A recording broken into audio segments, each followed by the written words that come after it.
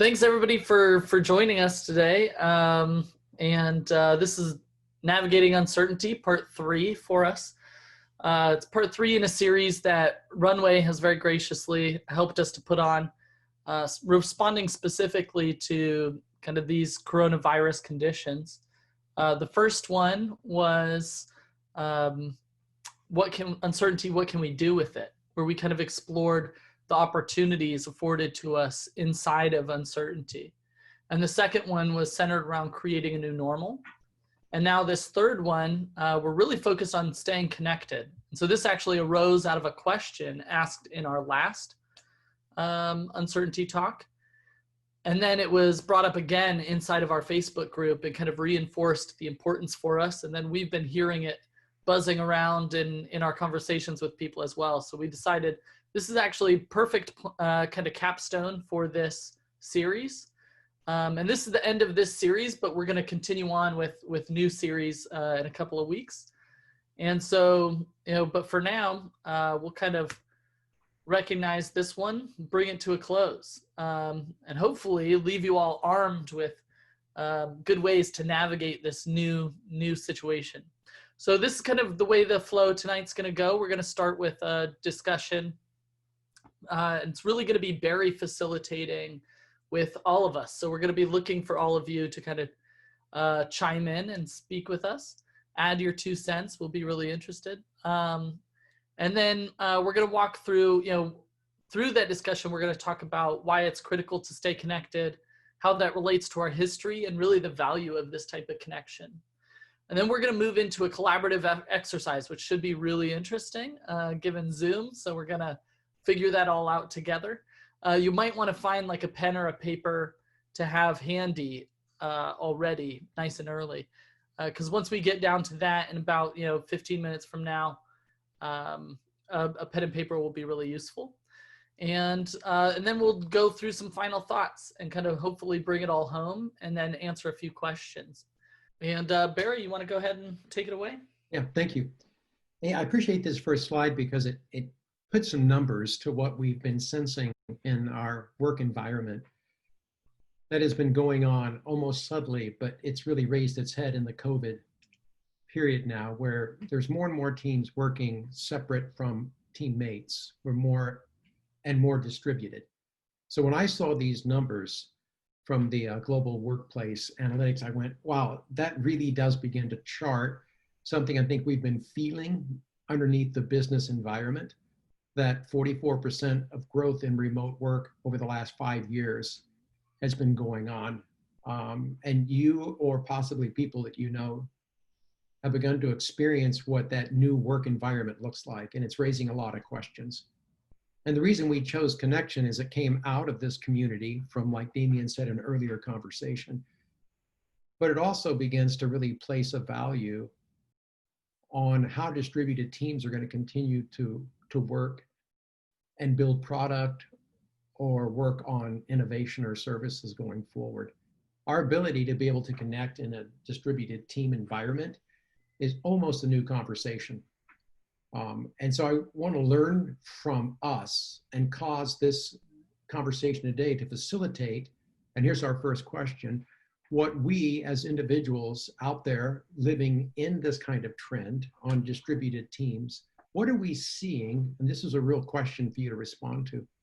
What are you seeing or noticing that teams are doing most currently to be connected?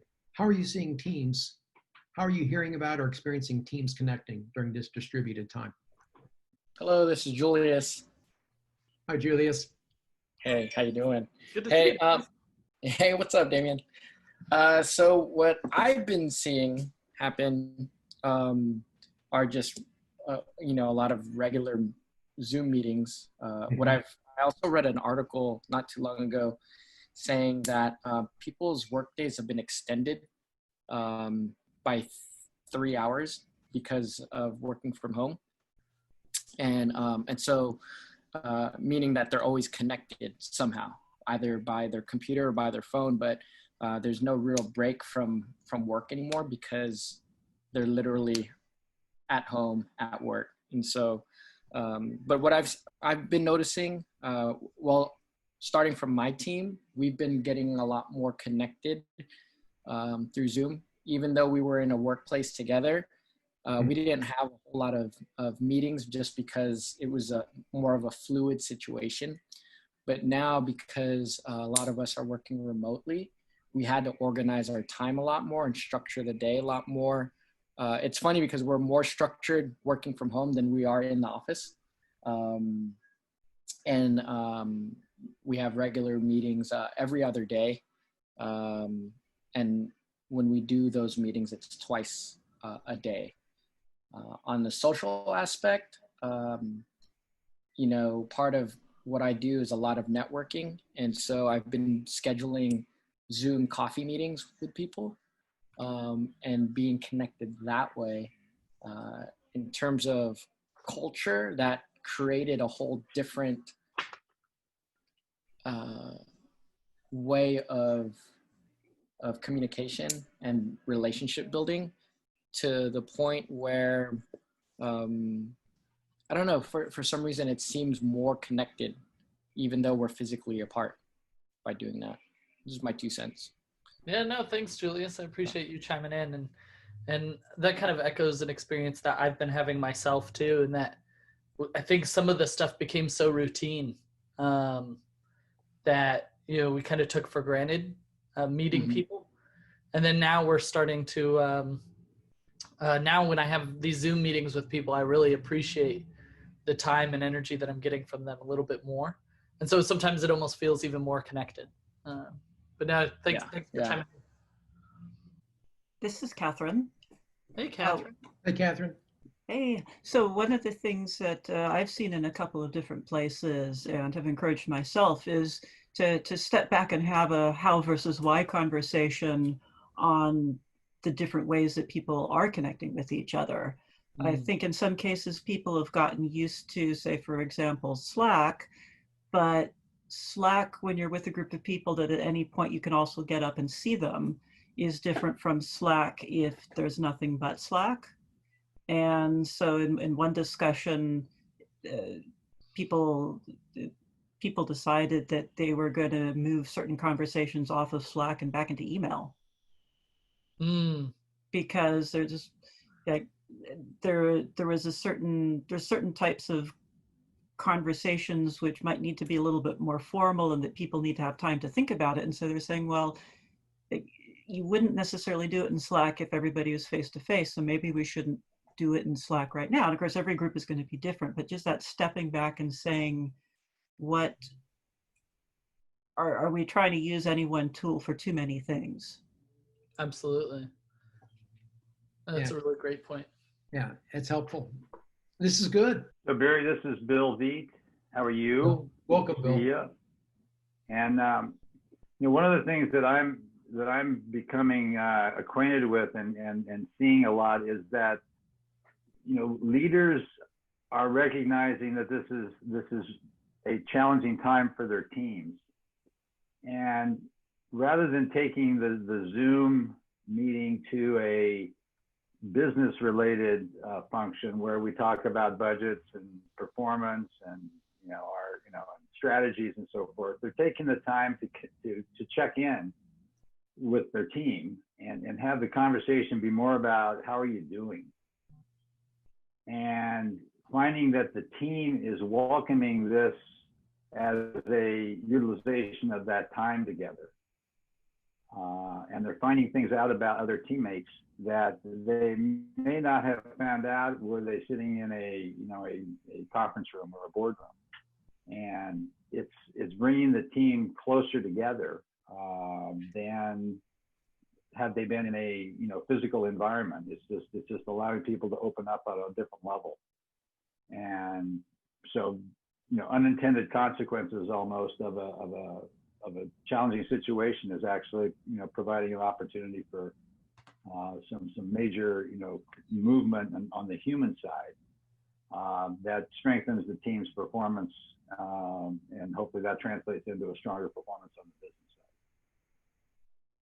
side. Thanks, Bill. You reminded me that when we moved to New York as a very young family, I was a very young parent. We lived in Times Square. We sold the car. We were moving from the Midwest. We'd never been without a car. We bought a double stroller because we had a 3-year-old and 1.5-year-old while we were there. Where's this story going? I can remember clearly thinking that no longer is the culture that I am raising my kids in going to raise them like the carpool's not coming by. In Manhattan, there's not a lot of plug and play parenting. You either decide to show up and be a parent or it doesn't happen. And so in a change of environment, it called me to valuing what I needed to show my life up in. And Bill, and what I'm hearing other people say is that in this time of distributed teams, we're being made aware of a new need. We either choose to connect and find new ways to do it, or no one's going to be doing it for us, right? And even technology and tools, as Catherine said, doesn't make connection. It makes it possible, but it doesn't make connection. You can be sitting on Zoom and not be connected. So it's interesting that we're bumping into this need again for the values and the ways that we're going to learn what connection looks like into the 21st century. Well, it's nothing new to say that we are people that need to connect. In fact, the very quality of our life is usually answered by the depth or the availability of our connections. It's always been like that. We are social beings through and through. And however it is that you go back into history, whatever story you pull forward will always be modeling how those individuals in that time of history actually knew how to form connection and community. And they always were up against things that were disconnecting them. They were always up against things that possibly interrupted the way that they would have preferred or that they were connecting. And they constantly innovated new ways, but we can't let it go. All the way back, I remember the first time I read that mammals actually have the longest time with their infants before we actually launch them into the world. We have a prolonged infancy where the dependency of one of us little human creatures literally depend upon being connected and socialized to our community. And it's because of that that we realize that it's just in our DNA. Even as we begin to develop a relationship with the outside world, you would say, again, back in history, but looking out, what would be the scariest thing that would encroach, let's say, a saber-toothed tiger? Okay? Get that in your mind, picture that. And there you are. In the very primitive story, the human being who could outrun, maybe the fastest, you could say, could outrun the tiger, was the person that people kind of looked at as the prototype of what a human being is. You better be fast. But in fact, as we begin to mature and move through history, we learned the frontal cortex is starting to develop, our brains are starting to develop, we begin to have the intelligence of sitting in settlements and building communities that could stay put. And what happened then was, it wasn't any longer the most important attribute wasn't being the fastest that could outrun the tiger. The most important was the one who was most connected to community. Because when the tiger encroached, what we found was the real bond and the real strength was in our connectedness as individuals. And as we begin to form the intelligence of this emotional connection, we no longer had to be the fastest runner, but we had to be the people who knew what it was to be skilled in how to connect with each other.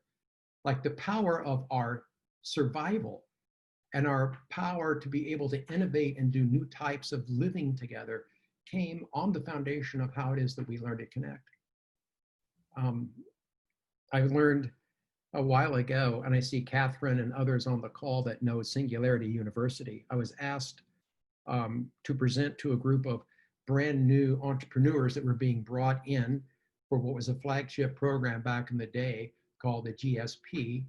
It's basically the assembling of 80 entrepreneurs from roughly 40 to 45 countries, hopefully half men, half women, that all speaking enough English to share what would be a 10-week program. And you had to apply to get in it by showing something of your own brilliance. And so there were thousands that would apply, and there would only be 80 accepted. So when the 80 assembled themselves on Moffett Air Force at NASA, they're all looking at each other, knowing that surely these must be the brightest people in the world. I mean, how in the world could, they have gotten in the room? They were still wondering about, but they actually saw the room as being highly intelligent, super smart, highly accomplished. And here we all sit together. In the first week, I had the chance to present to them. And I just had never done this before, but I just said, look, I want you to stand up right now and divide the room into 4. So picture 80 people standing up, and now they're moving to 4 different quadrants. And again, I just knew I needed their attention and their curiosity in what I was going to say to them. So I go, look, let's do this. Had this idea in my car drive into this presentation. I want you to equally divide yourself in these quadrants. So they did that. And then I said, okay, there's 4 quadrants. There's 80 people now divided in groups of 20. I want you in the next 2 minutes to line up by importance. And they go, what? And I go, no talking. You have 2 minutes. I want you to line up. I want you to go smartest, next. And they went, what? Come, you can do it. You're the smartest people in the world. This is a problem solving. It's an innovative task. Go after it. And I remember it's kind of them like, some pawed the ground, some looked around like, what? They started having conversations. And I noticed one group in particular actually started to line up. Like 1, 2, 3. And I went, oh, I was glad I only gave it 2 minutes because I didn't want to see that go on much longer. A couple of other groups just kind of stayed in irons. Like I think they're still talking about where'd you go to school, and then one group made a circle. And so we called it 2 minutes and we looked at each other. And of course the whole groups saw the one group that did the circle and said, that's it. It was no longer important, and here was the point I wanted them to get. It's no longer important who's the smartest person, who's the fastest, who can outrun the tiger. The new strength is who's the most connected person. Because the person who's most connected is the one who has the intelligences and the relationships to actually innovate and do things no one single person could ever do, no matter how bright or ever strong. So when we begin to look at the value of us just being social beings, it's obvious that our ability to connect is where we want to be able to put our attention and focus, especially during distributed times. And let me just say one other thought, then I have a question to go back to ourselves as a conversation. I said the saber-toothed tiger, and you and I both pictured that being an enemy, if you will, from the outside. And so the strength of connection supported a community who had to stand against an external pressure or force. I want you to flip with me, and I want you to think about the saber-toothed tiger that actually happens within a team.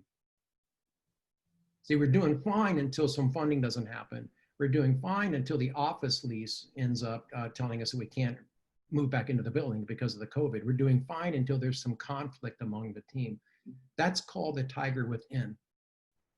And I'm making that point briefly because I think the teams that actually know how to connect and make that a real value and move to it practically actually develop the capabilities of not imploding on the very conditions of the tiger within the team. So they learn how to repair relationships. They learn how to have the difficult conversation. The leader learns how to model humanity, or whatever connection looks like. They actually have the tools to handle the tiger within. Every team will have a tiger within itself. And actually you'll measure your ability to connect with each other based on how you react to the presence of the tiger.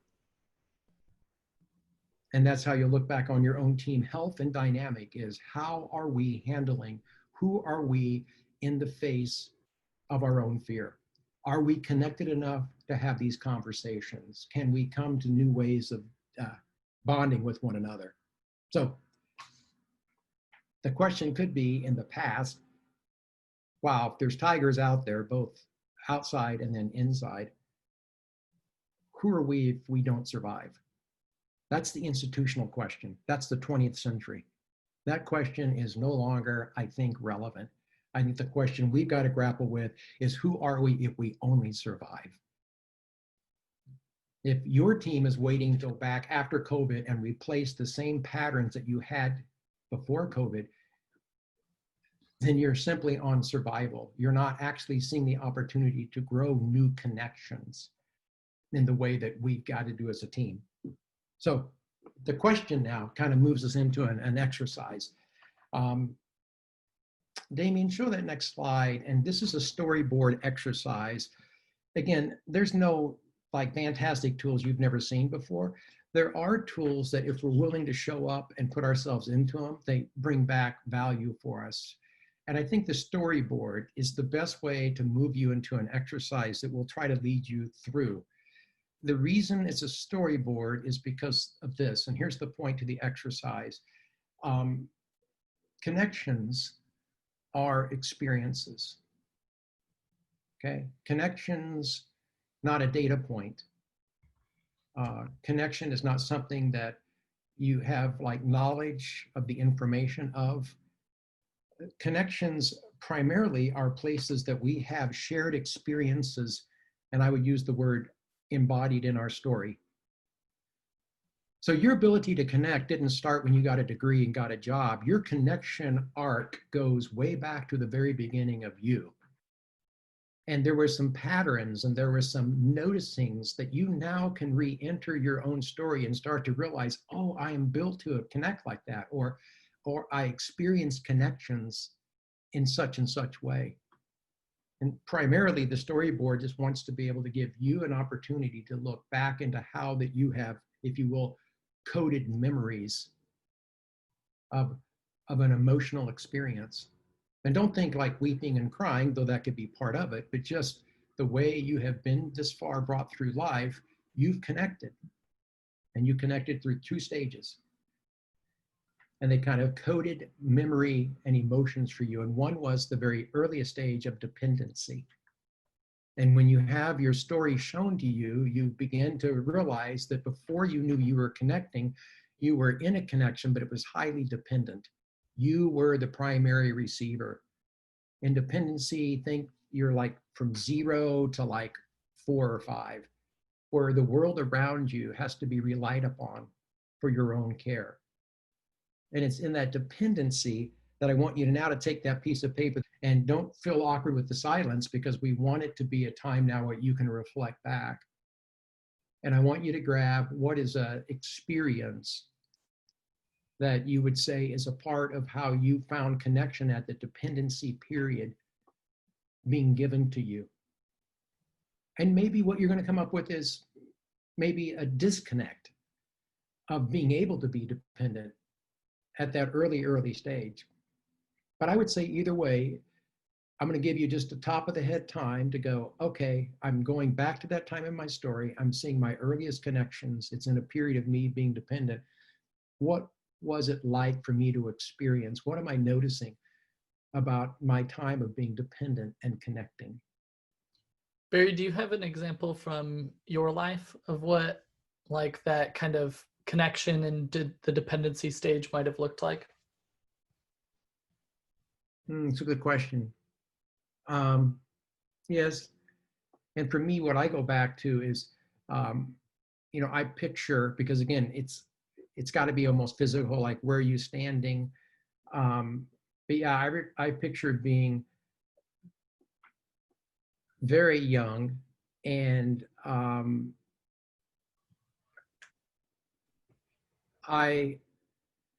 gosh, Damien, there's like so many of them that go fluttering through.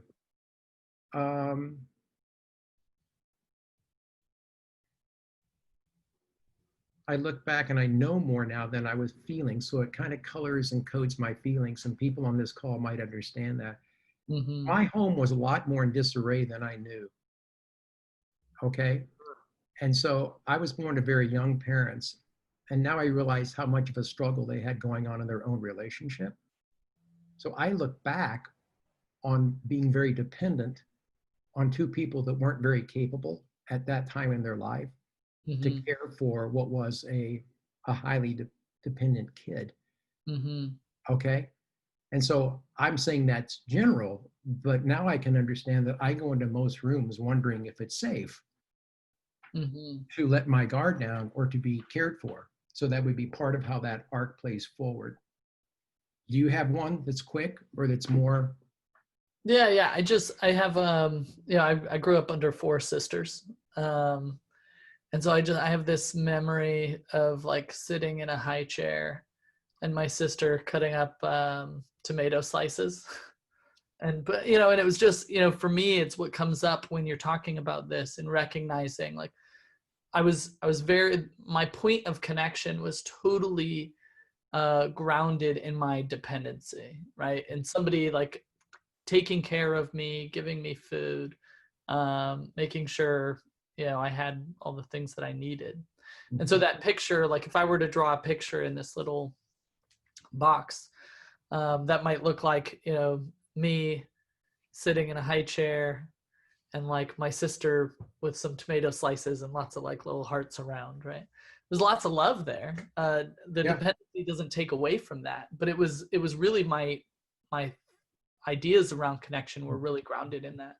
Mm-hmm. So you guys can hear how common we're trying to make this. And the arc now moves forward, but start back before you even knew you were in charge of your ability to connect. You heard me kind of flutter through a series of like memories, trying to pull out a thread of what does connection look like. We'll move on quickly, but Piaget is a child development psychologist. And the point in that research says that you primarily react to people right now out of what you develop from age 0 to 4 in your primary response of connection. Someone reaches for you, someone changes the game, and your first response, your default, is still back in that beginning of that arc. So that's why it's important to kind of begin to say, hey, I'm connecting now, not just as my age in this time life, I'm actually carrying a story. And I'm either okay with dependency or I hear dependency is not a good word, depending on how you relate and experienced it. Let's move to independence. Now you're going to remember independence because that's your voice and you're starting to break off from dependency. Like, no, mom, don't drop me off at school. Drop me off like 2 blocks because I'm walking myself there because I don't need, you get it. When was it in your own story that you would say you experienced the voice of your independence? And was that hard for you? Did you have to fight for that? Or was that kind of a more subtle flow in your life? But what does the experience of your independence in your own story call to mind right now? Damien, you have one, or do you want to just let him go to conversation? Yeah, for me, it was really obvious because it was like really a very clear, jarring break where I joined the Air Force. And so I definitely took my whole life and uprooted it from all the connections I had in the past. Mm-hmm. And I moved that out of, these connections that had been kind of given to me through that dependency, right? It was just connections that were meeting a need for me. And I kind of went out on my own and made a lot of connections through my time in the Air Force. But then it was very different, right? I had kind of uprooted myself, and now I was looking at connections through the lens of, what I was looking for myself instead of someone else delivering that to me. Yeah, no, that's helpful. You remember when you put your own money in your own pocket for the first time? Anybody?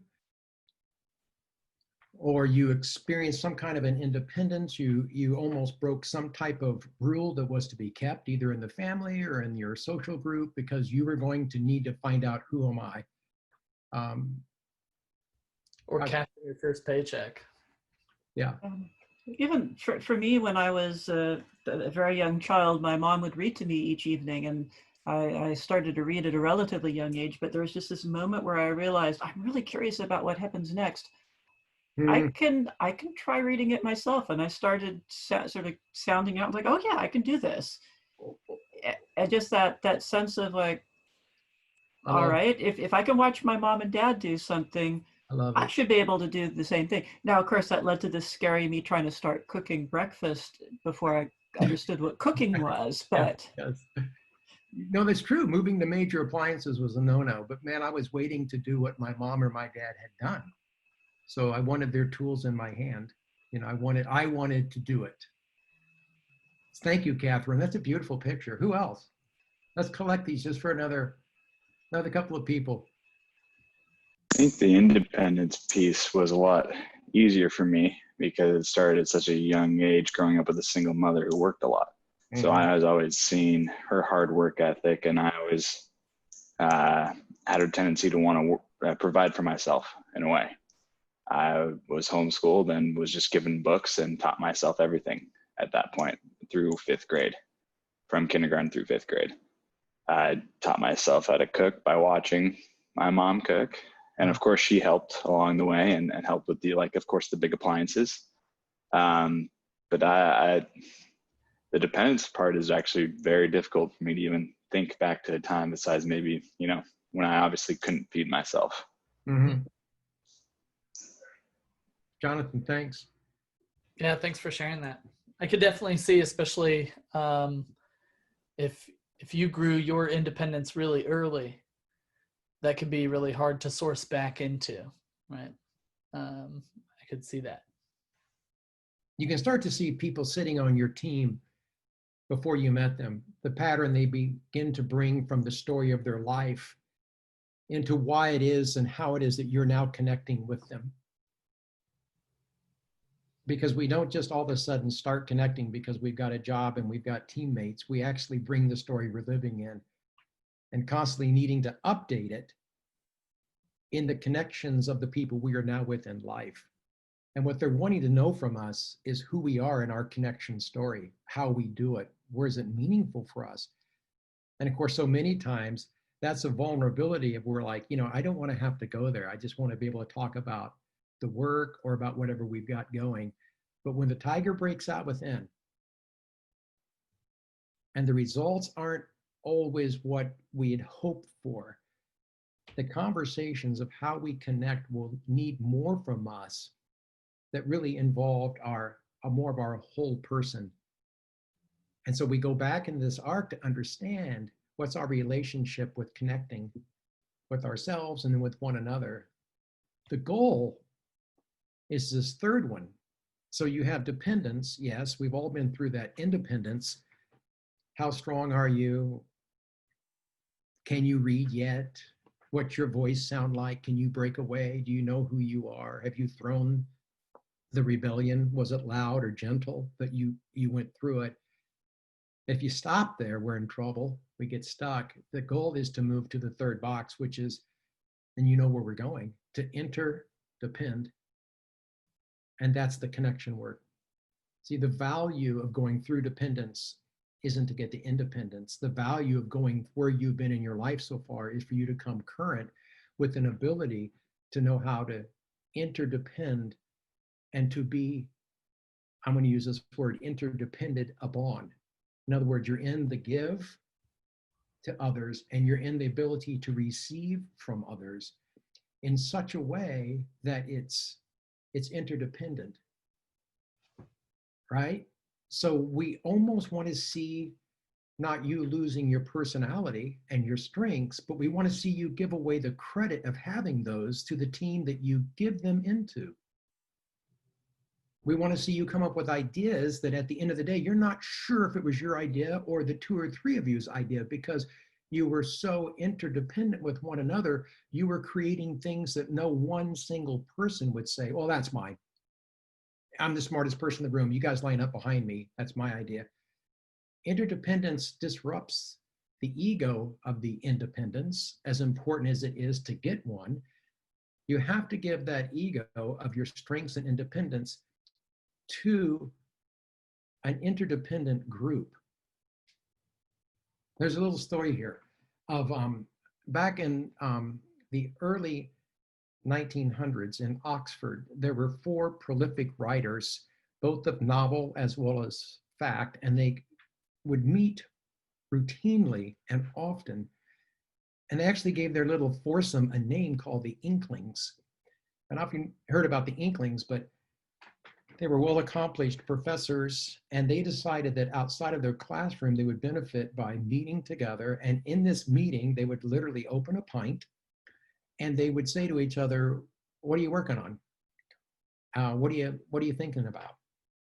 And it got to where there was kind of an agenda for this that was soft, but very intentional about you came to this meeting to kind of interdepend upon your work in the comments and the feedback that the other three would give you. And as they all began to lean into this kind of connection, keep in mind, no one hired each other. No one needed to be elected president. They didn't need to buy a building. Like, they modeled what any 4 people could do in coming together proactively to learn about the interdependence and what happened to their craft and their ability. Well, it measurably upgraded. I mean, they all say that one of the magic parts of their whole week was that time they sat together and they sharpened one another by the ability to have a connection.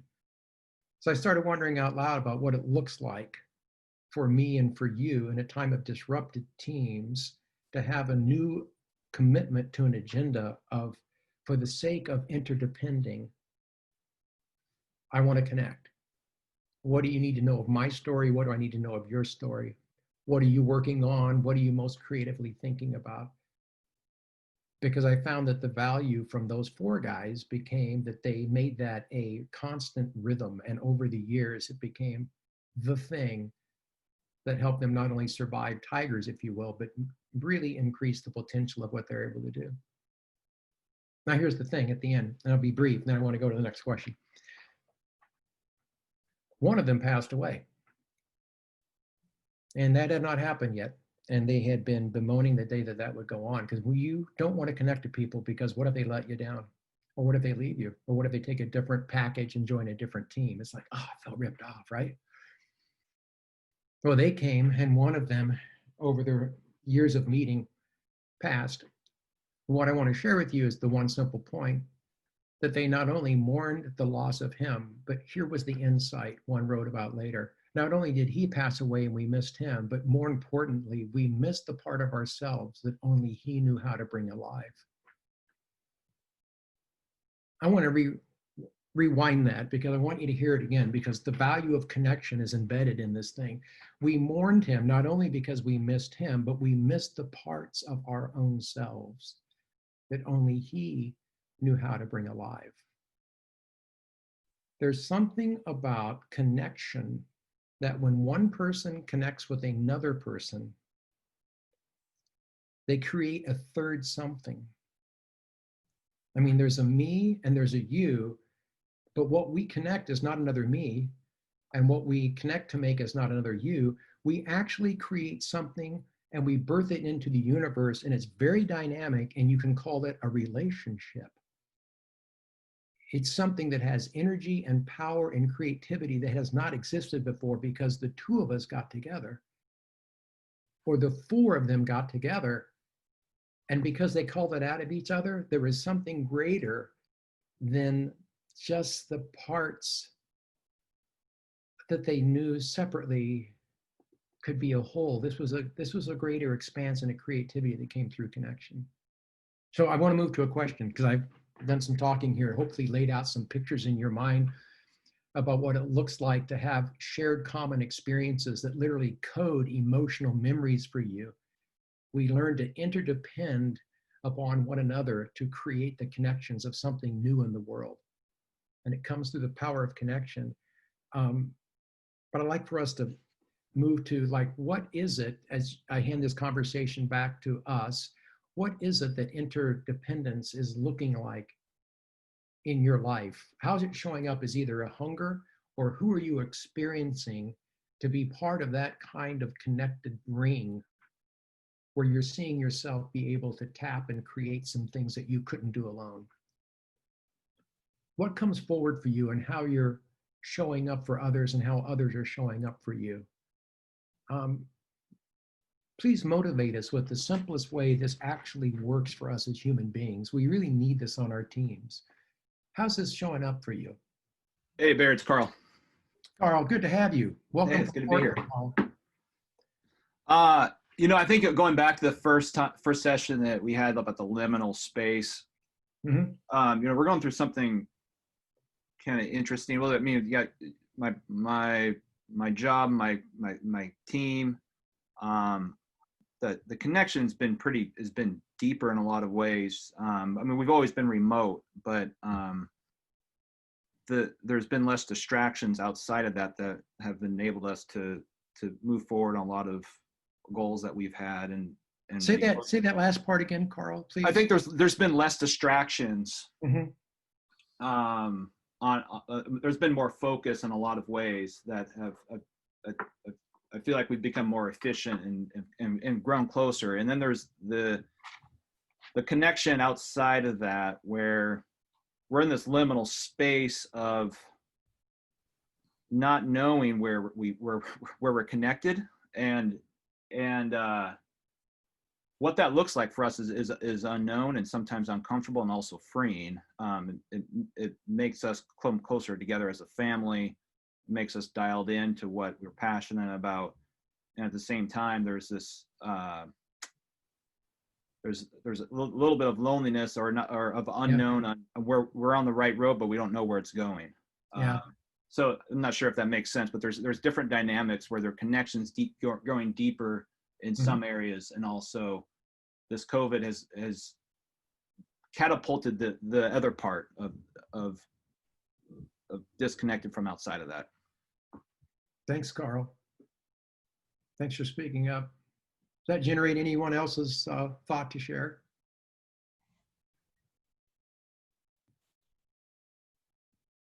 What I heard Carl do is, so often in the business or in the team dynamic, we are managing or interacting to results. And yet this is an invitation to not manage to results, but to manage to connection. You cannot get results the way you want them, but if you've connected on your way there, you're a stronger team. And your results will begin to take care of themselves further down the road. If you only manage to results and you're not growing a culture of connection with your team, you might be more lucky than well-developed. The key for good leaders is they're always looking over the relationships that are producing and working with the lens of connection. And so we're always sussing out new practical ways and tools to really elevate that game on any agenda where we get our team together. It's not just soft psychology to say, hey, let's check in, let's talk, what's up. We actually need to get astute and focused in how connections that we require become part of how we do our work together. Mm. Carl, thanks for bringing that up. And I don't know if I put words in your mouth, but you don't know where your team is going result-wise, but you are connecting in new ways. See, I think that's a healthy team, a team beginning to develop a well-being. Well, you get a team that's healthy and they will start to produce in ways that I think will be noted as like, yeah, I'm glad that we really decided to lean into how do we connect. Hey, Carl, does that make any sense? Yeah. I mean, us as an organization have put a lot of emphasis on connecting and paying attention to, you have the Zoom happy hours more that, that people have the freedom to do or not. There's those abilities, but there's also the understanding that, we also have responsibilities, and there's grace in taking care of what you need to take care of, and also focus and connect as a team. So it's not a book. There's no book written to do that, how to do this. Exactly. But we've been navigating it. Yeah. Thanks for speaking honestly and truthfully about it. I mean, there are ideas, but until we show up in them with what we want to do as a team, there's no one particular path. Connection is always there for us. You can actually connect over what you're disconnecting about. Mm-hmm. That's a sign of a healthy team, is you can name that we're not connecting. Let's talk about what that is. That's the conversation waiting for you as a team. If you don't have that conversation and just try to keep managing without that conversation, that question doesn't go away. It's waiting on you. And that team will be stunted and not developed until that question is put before the people that need to have ownership and voice in it. Catherine, did you have something to add on that? I saw that Yeah, you. well, yeah, I mean, both what he was just saying and conversation I was just having a few days ago about this with teams is the idea that with these, you have to practice these. Like what if a team hasn't already been remote, then for a lot of people, this is novel and it's outside of our experience. And so to understand that everybody will be new to it. I mean, even if somebody has been in a remote situation, you know, they've gotten used to dynamic. There's one remote person working with a group which isn't remote, so they now, I mean, they can be a guide to what it's like, or to, you know, point out things that happen. But Really helpful. you do need to practice. And the other thing that came up in the conversation I was just reminded of was also an old sort of philosophy of mine from way back when, which is, you know, when you're designing a program or an activity, if you make something voluntary, you're saying you don't care if it happens. And so in the conversation about practice, you're saying, like, we're gonna build it in there. You can't just assume that people are used to this or can get used to this. It's you give people practice sessions, you know, giving people time to talk without it being you're about to make a decision about your project. Gosh, it's really well said, Catherine. And so that the act is saying that this needs to be practiced. And you know, there's some people who might not want to say that they're uncomfortable, and like we know that this often can happen, so we'll just make it, you know, everybody practices so that the people who need to catch up have time to catch up, rather than saying, oh, it's voluntarily and we hope that it happens. Yeah. So there's a lot building a system with empathy. Right. Totally. That immediately made me reassess a bunch of different things that I do. Like, how much am I kind of unconsciously signaling that something doesn't matter by leaving it voluntary? And then, you know, Yeah, part of the group I was talking with, one of the things that came up was the very issue that you mentioned earlier about time and how much time people are spending. And so we're and it's a startup group. And so my advice to them was saying, I think this is definitely an area where you can't make it voluntary, because just people's habits are to work longer and longer. And so if you make it voluntary that people have regular hours, it's not going to happen. So you have to just state out loud, this is our goal. And to say out loud, and we're not good at doing this, and so we all have to watch out for each other on this. Yep. No, and I think the stating that value comes from whatever leadership there is in that group, to where it can go from leadership to ownership. So people will buy in. Because I think when you go to the connection practices, the leader just can't say we're going to do it, but the leader needs to model it.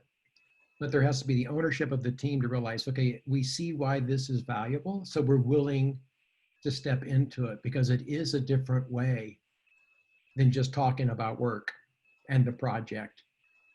So Catherine, I really appreciate you underlining that it's not voluntarily going to be done well if the leader and the team don't know how to own it.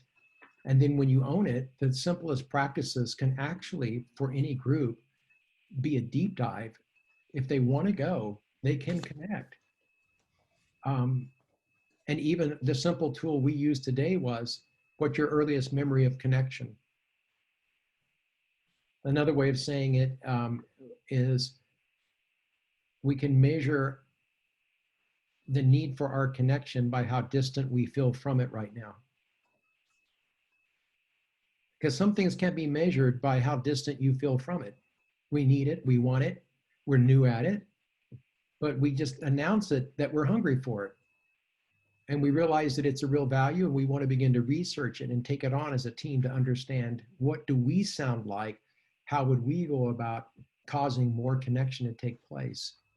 So we go from Zoom, we go from a couple of Zoom and happy hours to maybe some other known practices that we can begin to say, this is valued.